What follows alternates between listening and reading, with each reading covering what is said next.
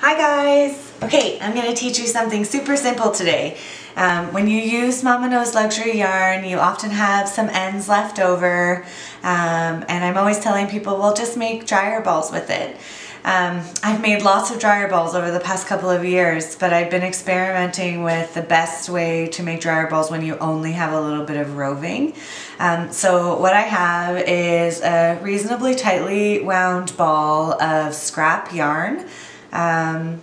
So with this one, this is actually a wool blend yarn on the outside of the scrap. It's not necessary to have a wool or wool blend yarn, but it definitely does make it a little bit easier. So if you're balling up your scraps to make dryer balls, put a wool blend on the outside, and I'll show you why in a little bit. I make these balls about the size of a tennis ball. I also have my felting tool, which these will be available in the Mama Knows Luxury Etsy shop very soon. So this is just your standard felting needle, except that there's several of them all in the tool, so that every poke that you make is doing a whole bunch of pokes at one time. So it just makes it less work. A regular felting tool that you might have gotten with one of our kits with just the single needle also works really well, just a bunch more pokes. I've got standard hair elastics. These are the little ones that you use to put cute little ponytails in your daughter's hair. People also use these for those bracelets that the kids make. So lots of households with kids have tons of these laying around. If not, you can pick them up at a dollar store. They're super cheap. And I have an old legging that doesn't fit anymore. I prefer leggings over pantyhose because they don't put a ton of pressure on the ball, and my goal with making the dryer balls was having nice fluffy squishy dryer balls that look nice, because I usually bring them with me to markets and sell them. So instead of using pantyhose, I use leggings, but pantyhose that do not have a wool blend will work just fine as well. So here's how simple it is. I weighed this, and it's about 27 grams, so just under 1 ounce. So as you can see, 1 ounce of wool is actually quite a bit of wool. So what I've done is I've cut 3 lengths. I've tried to focus on making them at least long enough to go all the way around the ball. And all we're gonna do is add these lengths onto the ball one at a time to build up the dryer ball itself. So I like to take the lengths, especially when you've got a particularly thick piece of roving, and separate it in half. And I like to start with my shortest pieces first, and all I'm gonna do is wrap them around the ball. And I might do a couple before I start poking with the felting needle. And as I get into it, I'm gonna just take the felting needle and give it just a few quick pokes to hold it on there.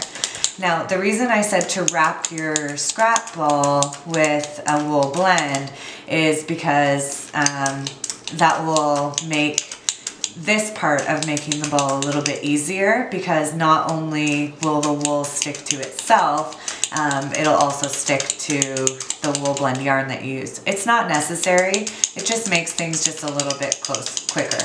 So as you can see with this tool, it's super fast. Right, so I just get it so that it's gonna stick on there, so that there's not really any spots that are sticking up. I'm not worrying too much about perfection. And taking the next piece, I'm opening it up a little bit, and once I get onto these, I like to just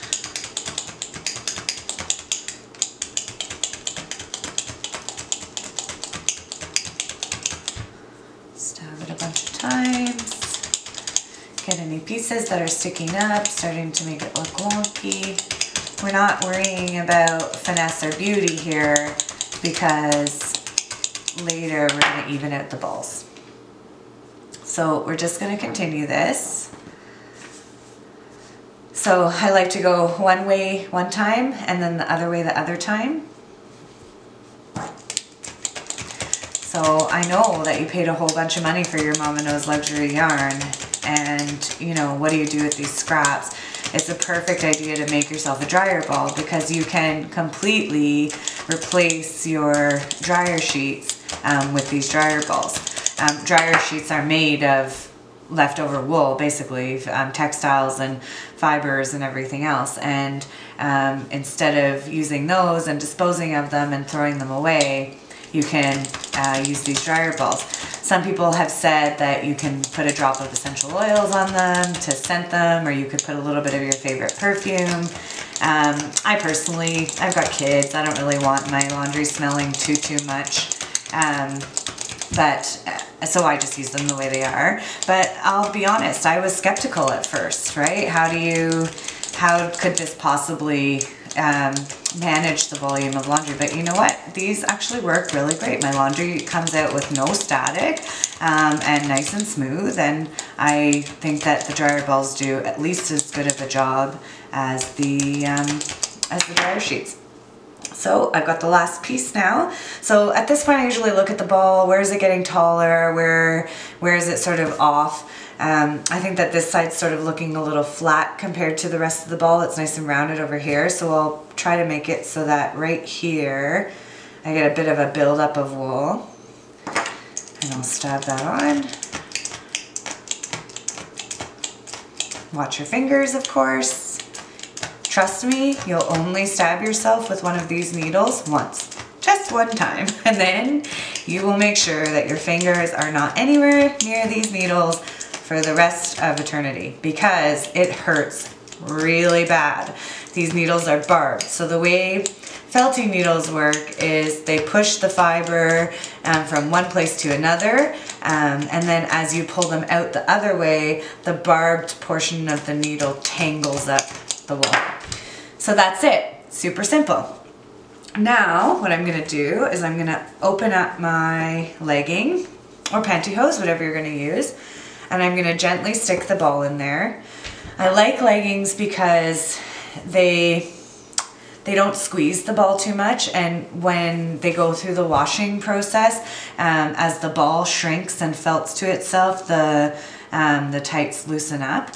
So one of the things that happens is these tights get all tangled around each other, and it wrecks the shape of your ball. It makes them less than round. So I'll tell you a couple tricks in just a second. So now that I've got this ball inside this legging that I've closed off the end with the elastic, I'm just going to take this regular hair elastic, and 1 or 2 times I'm going to seal it off. So now what I'll do, usually with these leggings I can fit 4 balls. So I'll make 3 more balls, I'll put the next one in, I'll elastic it, put the next one in, and then I've got one of those mesh zipper dryer bags that you use for your bras. I like to sort of curl this around itself like this and then put it inside of a mesh bag. I find that the mesh bag keeps it from, during the spin cycle, sort of tangling around each other. When these things start to wind around each other, it forces the balls to push and put pressure, and I find you'll end up with a wonky shaped ball. So all you're going to do is throw this in with a load of towels, wash it on warm or hot. Hot works better. So I find when I do a warm load, what I'll do is I'll put it through the wash with the one warm load, and then I'll put it through the wash with the next warm load, and then I'll dry it.